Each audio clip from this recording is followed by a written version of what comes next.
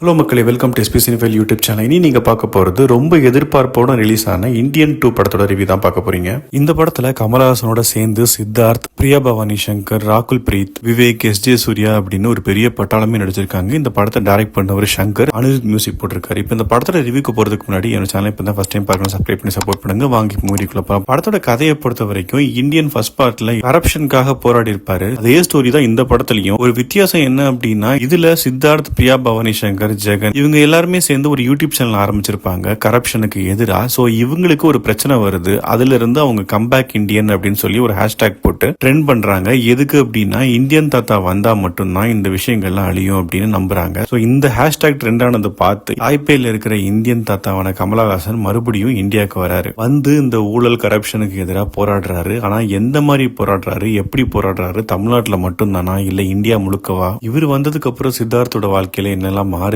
போலீஸா வர பாபி சிம்மா இவரை பிடிச்சாங்களா, என்ன நடந்தது அப்படிங்கறத இந்த படத்தோட மிச்ச கதை. இந்த படத்தோட பாசிட்டிவ்ஸ் நெகட்டிவ்ஸ் பார்க்கலாம். முதல் பாசிட்டிவா தோன்றது இந்த படத்தோட ஒரு கிராண்ட் மேக்கிங் தான். பொதுவாகவே சங்கரோட படத்துல பாத்தீங்கன்னா இந்த மேக்கிங் விஷுவல்ஸ் எல்லாம் பாத்தீங்கன்னா ரொம்ப கிராண்டா, ரொம்ப ரிச்சா இருக்கும். அதே மாதிரிதான் இந்த படத்துலயும் இருக்குது. குறிப்பா அந்த கோல்டு வச்சு ஒரு செட்டு போட்டிருக்காங்க. அது பாக்குறதுக்கு தியேட்டர்ல பார்க்கும்போது அவ்வளவு பிரமிப்பா ரொம்ப அழகாவே இருந்தது. அதுக்காகவே ஆர்ட் டைரக்டரான முத்துராஜுக்கு ஒரு பெரிய கிரெடிட்ஸ் கொடுத்தே ஆகணும். அண்ட் இது இன்னும் என்ஹான்ஸ் பண்ற விதமா சினிமோட்டோகிராஃபியும் சூப்பரா இருந்தது. இதை தவிர்த்து படத்துல என்ன பாசிட்டிவ்ஸ் அப்படின்னு பாத்தீங்கன்னா எதுவுமே இல்ல. முதல் பாட்டுல எந்த அளவுக்கு இன்ட்ரெஸ்டிங்கா எடுத்துட்டு போயிருந்தாங்களோ, ரெண்டாவது பாட்டுல பேசிட்டே இருக்காங்களே தவிர ஒரு கதை, ஒரு சுவாரஸ்யமா எதுவுமே இல்ல. ரொம்ப அவுடேட்டடான சீன்ஸ் எல்லாமே இருக்குது. சில பேர் வந்து தற்கொலை பண்ணிக்கிறாங்க. அதெல்லாம் பாத்தீங்கன்னா சங்கரோட சிஷ்யனான அட்லியே சூப்பரா பண்ணியிருந்தாரு. ஆனா இவருக்கு அதை ரீக்ரியேட் பண்ணவே முடியல. சீன்ஸ் அண்ட் டயலாக்ஸ் எல்லாம் பாத்தீங்கன்னா அவ்வளவு பழசு. ஒவ்வொருத்தர் ஃபேமிலிலயும் ஒவ்வொருத்தர் எக்ஸ்போஸ் ஆகும்போது பேசுற வசனம் எல்லாம் பாத்தீங்கன்னா என்னடா இன்னுமா இதெல்லாம் பேசிட்டு இருக்கீங்க அப்படிங்கிற மாதிரி இருந்தது. குறிப்பா பிரியா பவானி சங்கர் கிட்ட தம்பிராமையா பேசுற அந்த டயலாக் வந்து குபீர் சிரிப்பு தான். என்னதான் முன்னாடியே ஷூட்டிங் ஆரம்பிச்சிருந்தா கூட இவ்வளவு அவுடேட்டடான சீன்ஸ் எல்லாம் வந்து இருக்கும்னு எதிர்பார்க்கவே இல்லை. அதே மாதிரி கமல்ஹாசனுக்கு போட்ட மேக்கப் பாத்தீங்கன்னா ரொம்ப கேவலமா இருந்தது. ஃபர்ஸ்ட் பார்ட்ல சூப்பரா இருந்திருக்கும். ஆனா இதுல டோட்டல் ஆப்போசிட்டா இருந்தது. என்னதான் ஏஜ் ஆயிடுச்சு அப்படின்னாலும் மேக்கப் ஓரளவுக்கு ஜஸ்டிஃபை பண்ணிருக்கலாம். ரொம்பவே மோசமா இருந்தது அப்படின்னு தான் சொல்லலாம். வர்மக்கலை அப்படிங்கறத வந்து நம்ம ஃபர்ஸ்ட் பார்ட்ல ரொம்ப வியந்து பார்த்தோம். ஆனா இந்த பார்ட்ல அதே ஒரு காமெடி மாதிரி கொண்டு வந்துட்டாங்க. அவங்க சீரியஸா தான் பண்ணிருக்காங்க. பட் நமக்கு பார்க்கும்போது அது ரொம்பவே காமெடியா இருந்தது. அதே மாதிரி கிளைமேக்ஸ் போர்ஷன் வந்து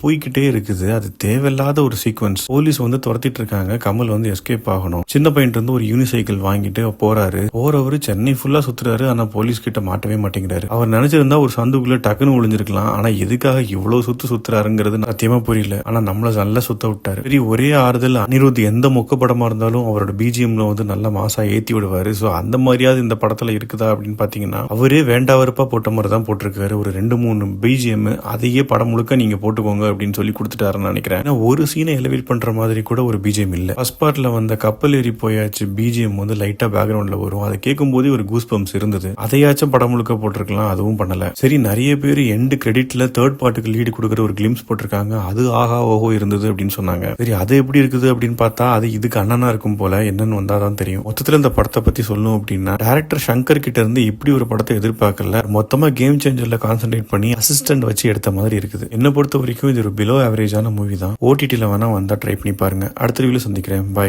டேக்